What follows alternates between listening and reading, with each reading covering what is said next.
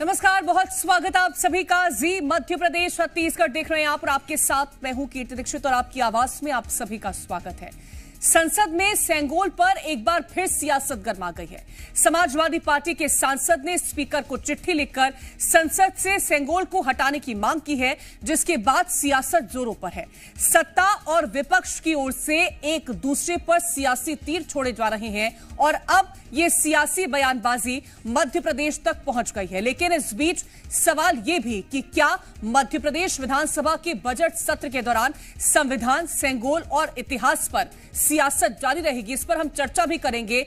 आपको बता दें कि लगातार जिस तरह से सत्र चल रहे हैं लोकसभा के, उस दौरान हंगामा तो देखने को मिल ही रहा है और आज हंगामा इस बात पर देखने को मिला कि एक बार फिर से सेंगोल को लेकर के सियासत हो रही है। सेंगोल पर जारी सियासी बवाल की चिंगारी मध्य प्रदेश तक पहुंच गई है और अब इसको लेकर के कई तरह के सवाल भी खड़े हो रहे हैं। उन सवालों को लेकर के हम चर्चा करेंगे, लेकिन उससे पहले आपको एक रिपोर्ट दिखाते हैं।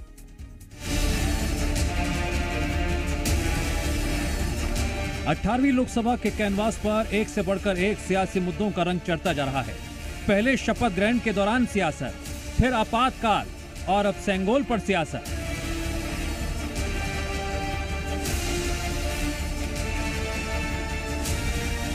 अठारहवीं लोकसभा के पहले सत्र का चौथा दिन था और इन 4 दिनों की कार्यवाही में जो ट्रेलर दिखा, उससे अगले 5 साल की पूरी पिक्चर की कल्पना करना कोई मुश्किल नहीं है।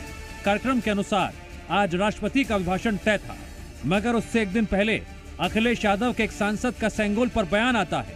शाम ढलते ढलते सियासत शुरू होती है और सुबह होते होते सेंगोल पर सभी दलों के तरकश में पड़े जुबानी तीर को नई धार मिल जाती है।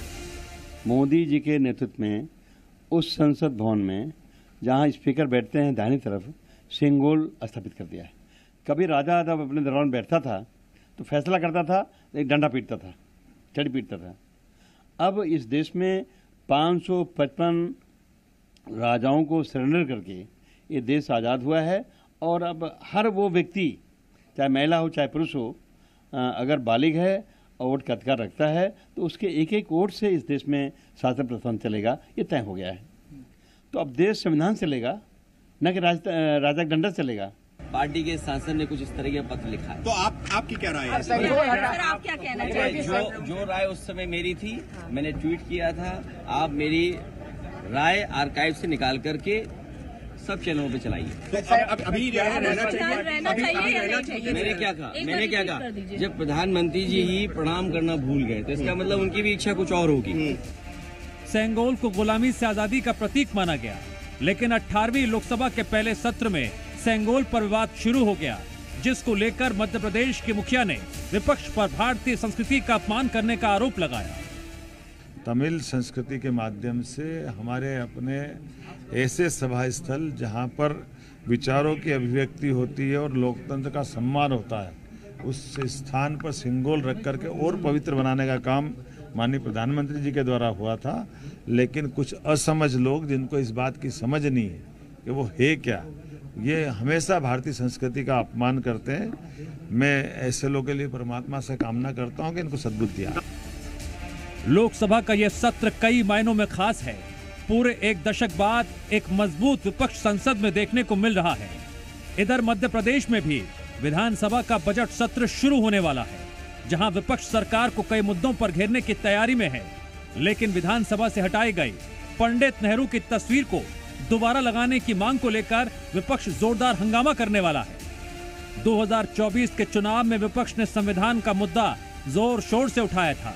नतीजों के बाद संसद परिसर में भी विपक्ष संविधान की कॉपी के साथ नजर आया। लोकसभा में विपक्ष संविधान पर, लोकतंत्र की रक्षा पर बीजेपी को फिर घेर रही है। इतिहास पर भी बहस छिड़ी है, जिसकी आवाज अब एमपी में भी सुनाई दे रही है। क्या संविधान, लोकतंत्र और इतिहास पर एमपी विधानसभा के बजट सत्र में भी पक्ष विपक्ष में जमकर बहस होगी? ब्यूरो रिपोर्ट, जी मीडिया।